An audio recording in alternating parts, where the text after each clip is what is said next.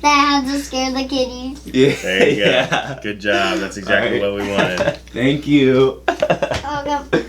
Yes, as you could tell by our wonderful intro, Manchester City have won the Premier League for the third time in a row. That's absolutely, I'm loving life over here. We have the new star striker, Erling Haaland. We got Champions League final coming up, an FA Cup final coming up. Being a City fan right now it couldn't feel any better. You know, it's bad enough that they're trying to indoctrinate the people of England, but now, as you've just seen, they're indoctrinating the children of America, and we shouldn't let that happen. I mean, the number one team in the US&A has and will forever always be Manchester United. It has to be like that. We can't let this happen to our children. So please, get with me and do not let this happen. I think it's wonderful to see Manchester City. This three-peat, it's huge, especially with Erling Haaland coming in. All the talk at the beginning of the season, people were doubting us because we signed one of the best strikers in the world. How does that even work? I don't understand. So we go and get one of the best young strikers in the world, even top 5 striker at the time, honestly, with how many goals he was scoring for Dortmund, like in the world at that time. We put him in our team with this absolute just unit players. There's insane players on our team. And then all we needed was that piece. And then we went and got two of them. Julian Alvarez, who scored today against Chelsea, big 1-0 against Chelsea. And then Haaland, who goes and scores like 36 goals in the season, and there's still 2 games left. I mean, look, let's be honest. They've had an incredible season. Can you believe that they only did that with 115 charges, or let's say accusations? We didn't do anything Man United haven't done. That's not true, but you know, it's just amazing what they've been able to do. You know, it's just a sheer testament to how good, you know, Pep can build his teams. You know, everything that we've been told. I think it's insane to view it that way, because you see how much money other people have been spending. You see how much money. It's not about the money. Okay, if it's not about the money, right? It's not about the money. Okay, if it's not about how much you spend. You put the money toward all these great players. Why haven't United put all that money toward those great players? It's not City's fault. What did they do? Okay, you can say, because I don't know. I truly don't know how all the investments work, all that stuff. I'm not a money man, so I'm not going to pretend like I do. But if you're going to tell me that all the money we've spent is spent wrong, you're insane. We've spent it the most correct, I don't even know how to say it, the most correctly out of anybody. We haven't spent as much as certain people. People love to bring that up. United, they spent more than us. Okay, so you can say whatever, but we haven't spent as much as other teams. And when you look at our net profit from player sales and things like that, we're doing really well. So all I'm gonna say is, I know we deserve to be where we are. We've done nothing different, at least on the face of it, than other teams. In my opinion, on the face of everything, we've done nothing different than other teams have done. Okay? We've just done it better, and everybody hates us for it, and that's okay. But you know what? Newcastle's going to have their time. Newcastle's going to come along. Chelsea eventually, I mean, God forbid, Todd Bowley gets it right one day. All those investments come right. United, I know they're the powerhouse. No, I know they're the powerhouse. Maybe they'll start investing correctly. City's investment strategies over these 10, 15 years, however, even if you want to say the money shouldn't be there, the money that we spent was spent correctly, okay? But it shouldn't be there. You shouldn't have it in the first place. That's Who's the to say? whole How problem. are you to say that? How are you to say? How is anybody to say? Any football fan, nobody knows. Nobody knows. Nobody's in our books. Nobody works for Manchester City. They don't know. You haven't been there. You don't know. These are just accusations coming up. Just accusations. There's been no trials. There's been nothing. You can't bring up charges on no evidence. There's 115 charges. There's no way that there's not something that they have. We have been proven guilty of nothing. We have done nothing. We've done nothing incorrectly. So, I believe that people jump into these assumptions. It's normal. You're the rival fan. That's what's gonna happen. But as of right now, we're fine. And we've done, on the face of everything, we've done nothing different than what other teams have done. So, I think we're fully deserved to be where we are. We're on our course to win a treble, okay? And I know it's just going to make the United fans even more mad and, oh, the excuses, this and that, and Pep had all this. Okay, let's talk about strictly money, okay? Pep Guardiola has had an enormous amount of money to spend, okay? He has done amazingly with it, him and his staff, obviously. Why are other teams who have that investment amount aren't doing as well, okay? Why? That would be because the club itself is ran well. Nobody's saying that City is run poorly.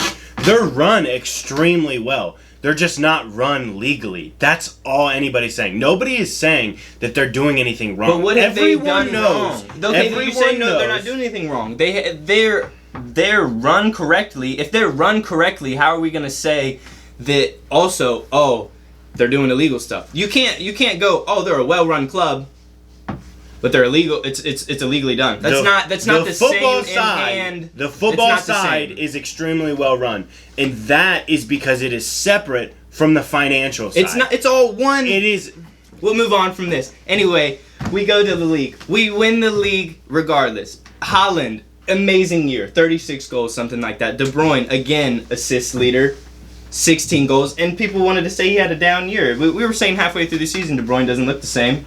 I mean, were we not? You were the one to say, "Oh, he's going to break the record." I thought he he's was. 100% breaking the record. I didn't say 100%. Oh, I didn't say 100%. Okay, I don't know. okay. Maybe I did, but I wanted him to. Did. De Bruyne, 16 assists, a Chelsea reject, we could say. Go. What? He is. He's a Chelsea reject. He's a Chelsea reject. Okay. And then, if you want to classify that as a Chelsea reject, Just 'cause there's I brought- so many players in this world that have gone through the. He scored Chelsea. 27 assists in the Bundesliga in 2014. No one, he wasn't a hidden gem. Everyone knew who this guy was. It's what he's been Chelsea doing. didn't know. And they're stupid Chelsea enough didn't to know. let him go.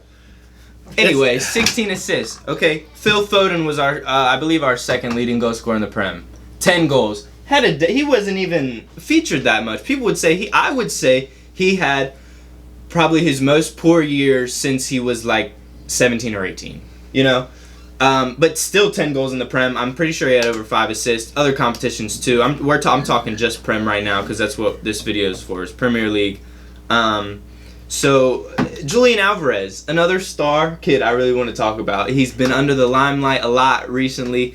Like, we know Haaland's got all these goals, and then people start talking about Alvarez. They go, oh, but they also got Alvarez. So, Alvarez, I feel, is getting more spotlight now. People are starting to realize just how good he is, and it just adds to our insane depth. And he was playing midfield not 4 or 5 games ago for us. So, the utility players we have, Bernardo Silva, man can play all over the pitch.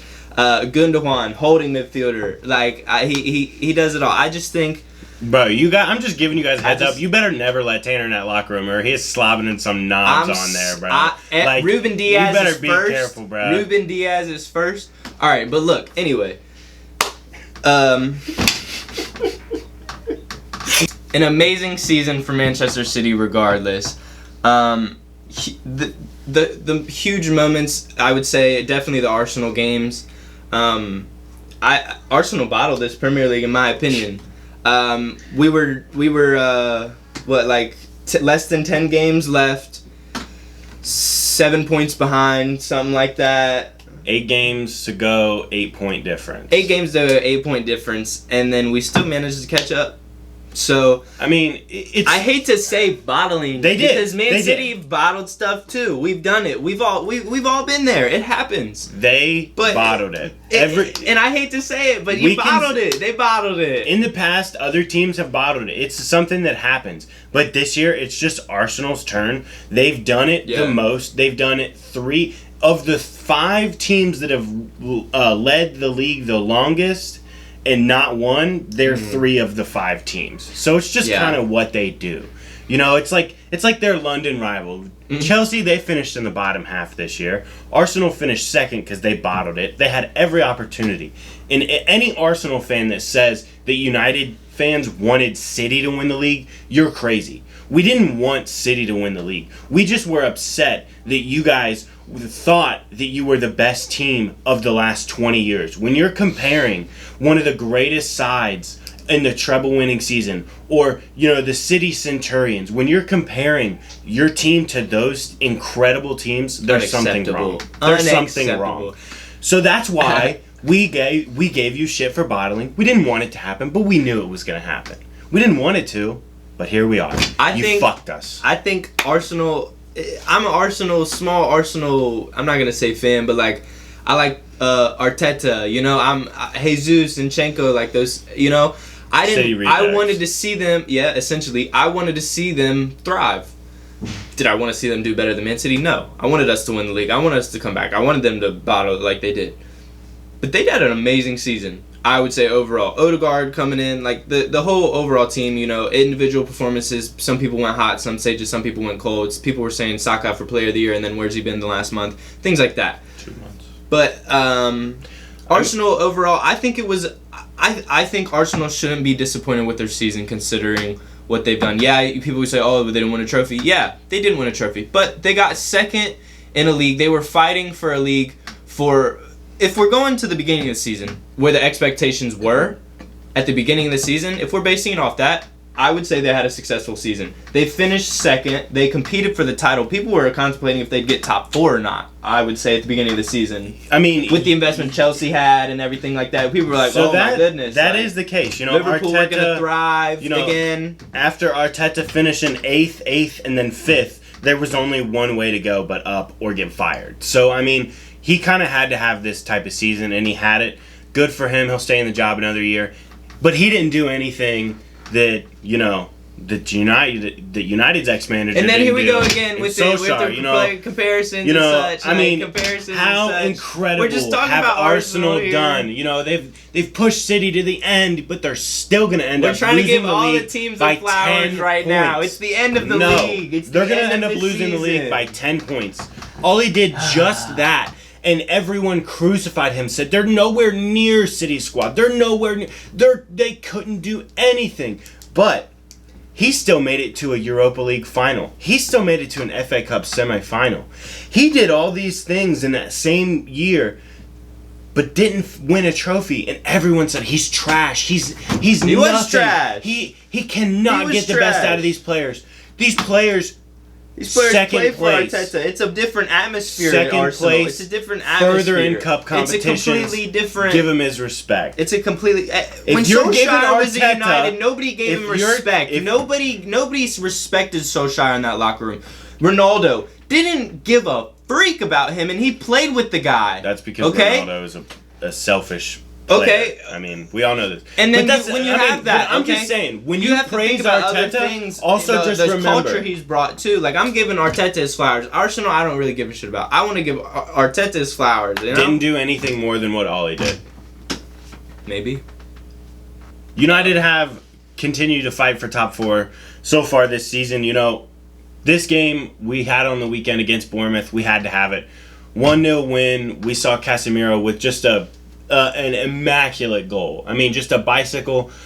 There was just a beautiful pass over the top from Eriksen. Not much else really to speak about the game. It was kind of a back and forth, not a whole lot of attacking in the game, but, a midfield battle that was pretty good. It's a fun, entertaining game for bits of it, but, I mean, honestly, there's not a whole lot to say. We had to have the win. We got the win. Thankfully, Liverpool drops 2 points with the draw. Mm-hmm. They're lucky. They got that draw in the end. Firmino kind of maybe giving them a hope, but, I mean, we need 1 point from 2 games. So, yeah, we pretty much have it. Roberto Firmino's last home game for Liverpool. Yep. He'll be gone. Henderson, a few other number of players. Keita, or Henderson. I'm sorry, not Henderson. Milner. Ox. I mean, they're going to lose a bunch of players, but United still in top 4. I mean, if we could jump Newcastle, that'd be great. Just because we're even on points, but goal differences is a little messed up. So if we could finish out the year on 2 wins, bring it into the.